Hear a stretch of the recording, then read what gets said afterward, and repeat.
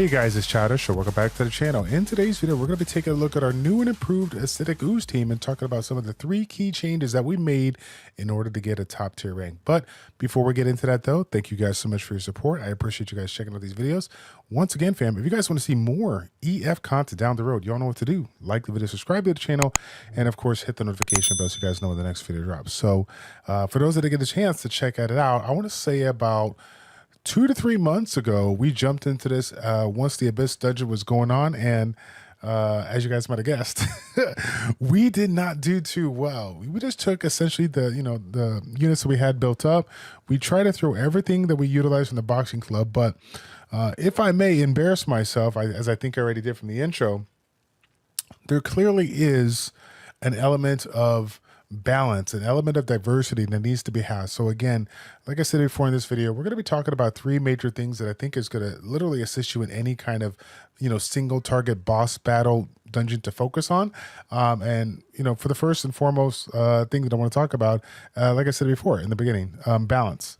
There has to be a balance of support. There has to be a balance of damage. And if you're not getting the, even balance of specific units or whatnot, there better be specific mechanics or components in your group that allows you to do what it is you need to do to kind of get that success. And I'm going to go ahead and explain it here too. But as I always do, guys, you know that I got to stop right now because I can't sit here and, take credit for this.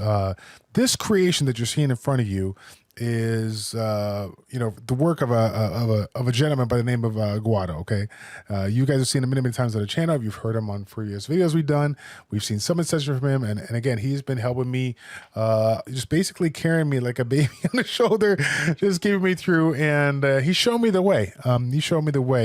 Opened my eyes to a couple of units that I overlooked, and these units, some of which are free to play, are definitely something that you got to incorporate. But again, first and foremost, the balance aspect has to be there. And if we don't have that balance aspect, we need to incorporate various things to do that, right? So to kind of give you an idea of what we got going on here, take a look at this composition. We have, obviously the majority of the units at an elemental advantage, which is great. That's kind of what you want when it comes to the various boss. But you're going to notice here, yeah, I have a fire clockwork, which doesn't really make too much sense because this is a disadvantage towards the boss that's going in. But we took a look at the kit. We took a look at this particular boss and what he does and what he focuses on. And, the people on the back line are not going to be taking as much heat as the other ones here. So if I have enough support by other units out there to keep him alive, I'll be able to get value out of what he brings to the mix, which is, of course, this particular skill called Excavate, bringing in a ton of additional damage and a little bit of support, a little bit of heal, the critical rate, and then, of course, the attack up here, right? Now, the second concept I want to talk about is going to be turn cycling. And turn cycling, when we think about regular dungeons, right, we're thinking about the manipulation of the attack bars, the negative end, the positive end, and everything around it. But, when it comes to bosses like this, there's some that are going to be immune to that kind of attack bar manipulation. So what are the ways to get around it? Is going to be cooldown reduction, whether we get it on gear or whether we get it in the skill set. Cooldown reduction is definitely going to speed up the process. And the turtle tank is one of the units that have always been like super popular, but I never got into it. And take a look at this kit, the heatsink. I can see why Guado wanted to roll this one in. We have the obviously the cleanse to help us out, be a little bit, a little bit more support. We have the cooldown reduction to allow everybody to get their skills a little bit quicker. But in addition to that, we also have a 2-turn speed buff. Again, something that we cannot manipulate on the negative aspect on the boss, but we can manipulate it on our side.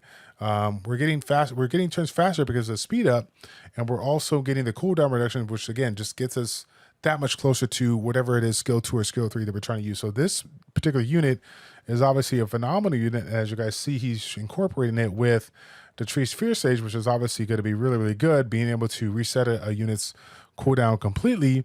Me personally, I'm just doing this on auto. But obviously, if we were to, tough it out, sweat it out and try to get like a high score, you can see how the combination of cool reduction by 2 units cycling various skills to allow basically us to have almost unlimited cooldown reduction, just cycle all the big skills with the units, really makes things just that much more easier. And so again, lot of support. We're very, very support heavy on this aspect, but like I said before earlier, there is that combination of whatever it is, mechanics, gear, and whatnot to improve the overall stats. So one of the things that I noticed was we also have Inspire set on. And this is not just the 3 Inspire set on. I believe we have about 6 sets between all of our units, right? If we cannot bring in the damage that we need to be successful, we need to figure out other ways to get that damage. And that's essentially Inspire sets, figuring out ways to provide additional attack power for the entire party, which of course is going to make the Gunslinger really, really shine, right? So you guys can see right now, yeah, plus 1463 is nothing to brag about, but having almost an additional 400 attack is actually really good. Now, obviously, I'm losing a little bit of value because I don't even have these skills on, on cooldown and whatnot, but you guys can already see what I'm trying to get at. Yes, we can't get all the nukers that we want in play, but we can manipulate our gear, our kit, in order to improve the overall damage and really make the team shine. So we're going to do a quick run here. Just to kind of showcase how it looks. And like I said before, man, shouts out once again to Edo Guado, because if it wasn't for him, this wouldn't even be possible. And it's crazy too. The one thing I didn't even mention, the spider, which is going up right now, right? His damage is half, but he gets additional attacks based on the amount of what's it called? I think it's the amount of attacks based on the number of legs, more legs he has versus the actual boss. And the cool thing about that is that he extends debuffs when the opportunity arises. So when we're sitting near spots where the boss is kind of taken out and we get to provide some debuffs right here, once we get past this, I think this green bar here, this is where we're going to able to like really amplify the amount of damage and make sure that the debuffs that we've landed stick down. So again, this is what we're talking about here. The debuffs in 6 hits, 6 turn defense break. That is not going anywhere. The fire clockwork, of course, is providing all those essential buffs. And as you guys can see, man, that tree gunslinger is doing massive amounts of damage. He has, plus 1800 attack. He has the 200 crit damage, and he's just doing work here. You saw the tree sage right there, give him the reset, which is obviously phenomenal. So we can get a little bit more of that ignore defense. I mean, that's crazy, the amount of damage that this guy can do. And even if you don't have Tree Sphere Sage, the Turtle Tank is a phenomenal alternative to still getting that value that we're looking for. So yeah, guys, I really do think that this team, the balance that Guado decided to do is outrageously amazing. And it really opened my eye to the fact that I'm really not looking at these units like I thought I was looking before. Like you would never see me bring in a fire-based unit into a water fight. That's just something that you just not really unheard of, But when you think about what that unit can provide to the party, if you can keep them alive, then yeah, it makes sense because it just provides so much more value. And again, like I said before, and I don't even know, this might even be set up the way we're doing, but there's a possibility here where speed tuning can be in a play so that the Tree Sphere Sage can be resetting the damage dealer in order to provide even that much more damage. So as you guys can see right there, once again, Tree Sphere Sage is providing that reset on the Gunslinger. And again, if I had a guess, I bet Guado set that up so that we could have our main damage dealer do as much damage as possible, right? Because it's not like any of the other units are going to be doing damage. It's literally he's the main damage dealer.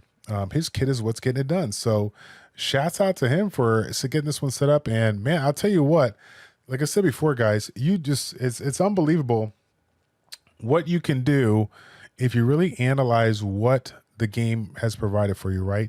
And let's not get it twisted, oh yeah, Childish, you got that, Tree Sphere Sage or whatever. Like, yeah, that definitely helps provide the damage, but you will notice that the other 5 remaining units are free to play. There are stuff that you could do. It's just a matter of getting it together, trying it out, and see what you can do. So yeah, man, I just wanted to share that little clip for you because, like I said, it felt really good to see something like that. And I'm like, and again, the main concept is not to flex or anything, because clearly there's a lot of other people that do it way better than me, but it's more so to open your guys' eyes as to the possibilities that could be had when you really look at everything these units have to offer. Okay.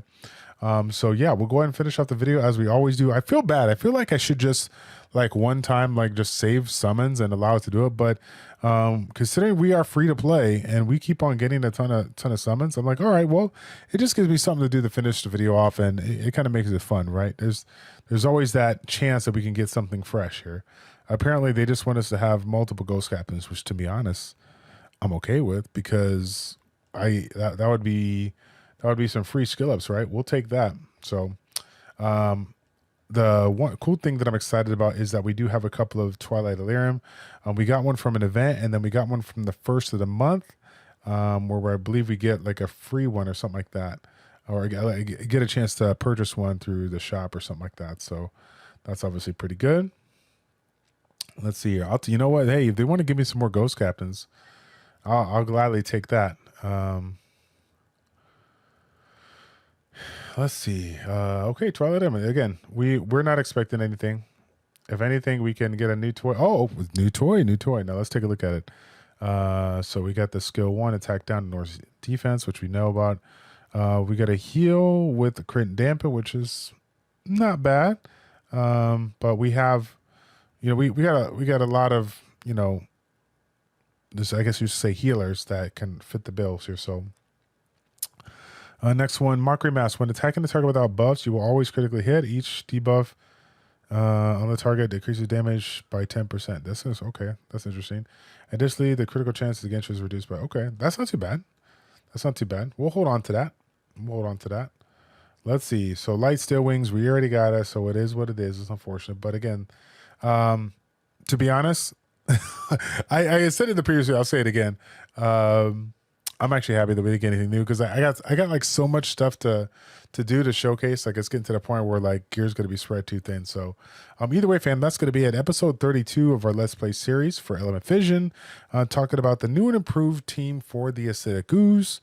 We finally got an to clear. We have the Mental Fortress opened up, and now we can finally do some of that late to end game content. So yeah, guys, that's going to be it for the video. Thanks again for watching. Like, comment, and subscribe, and we'll see you guys all in the next one. Take care.